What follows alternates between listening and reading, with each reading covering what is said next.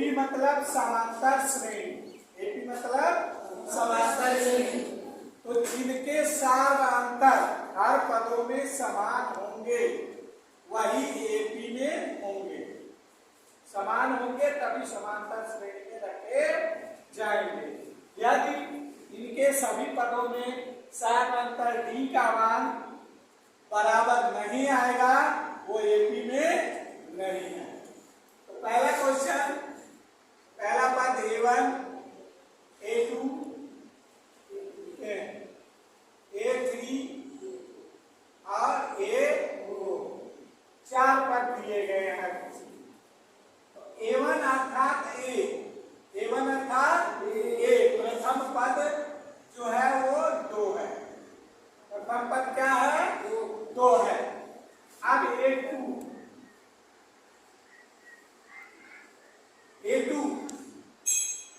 तो A2 जो है 4 दिया है और हमको क्या निकालना है? D निकालना है, ठीक है। तो D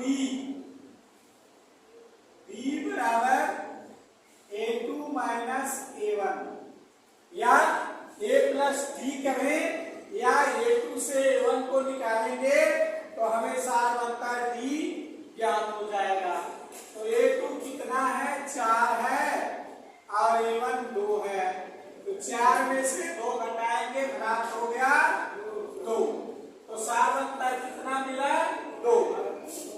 अब फिर D निकालेंगे A3 और A2 के बीच, ठीक है। A3 का मान 8 है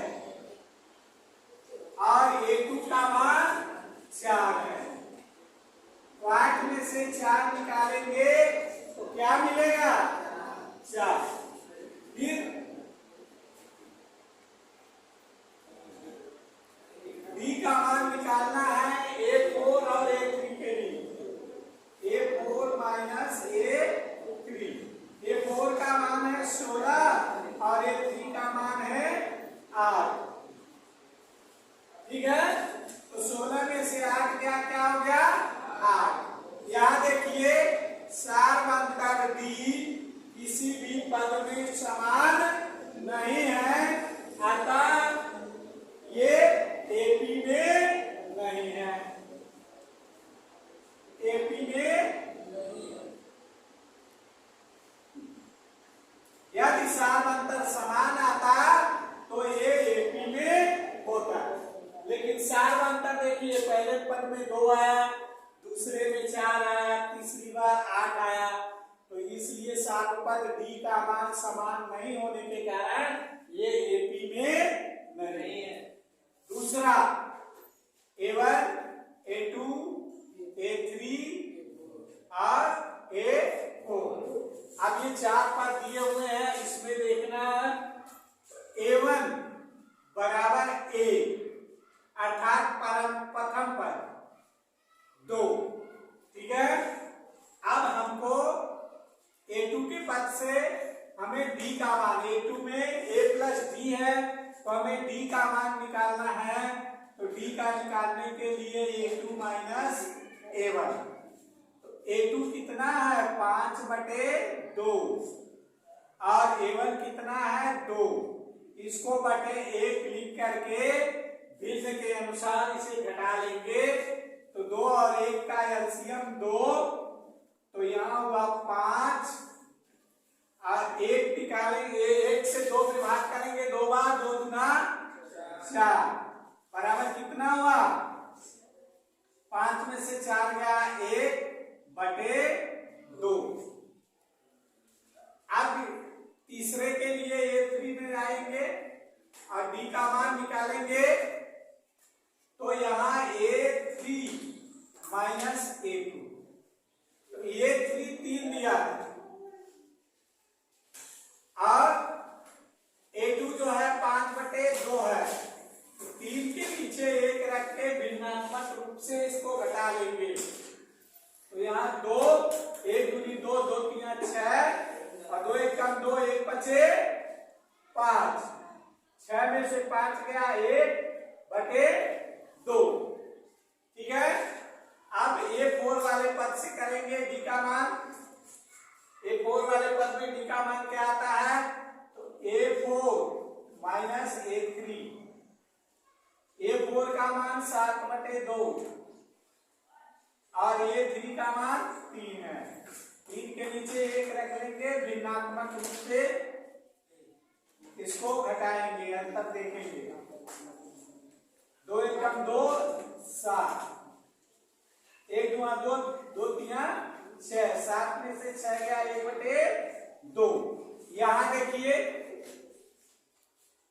यहां सभी पदों में d का मान समान है। सभी पदों में क्या है? d का मान समान है, इसलिए ये पद जो है AP में है और इसका सार अंतर जो है, सार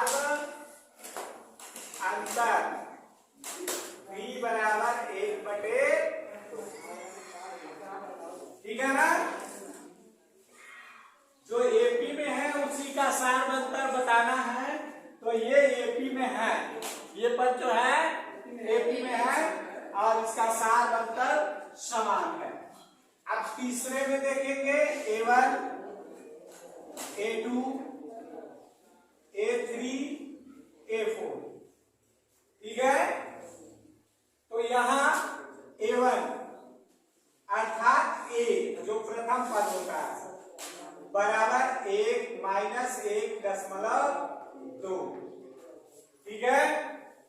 अब A2 में सार अंतर ज्ञात करना है, तो A2 का सार अंतर क्या आता है? तो D बराबर A2 माइनस A1। A2 कितना है? -3.2 और A1 क्या है? -1.2, ठीक है?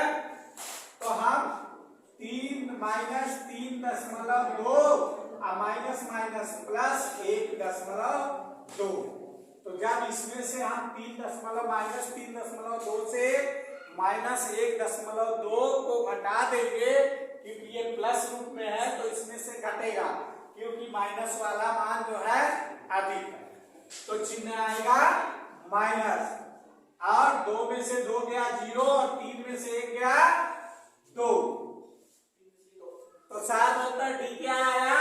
2। अब ये 3 पदों में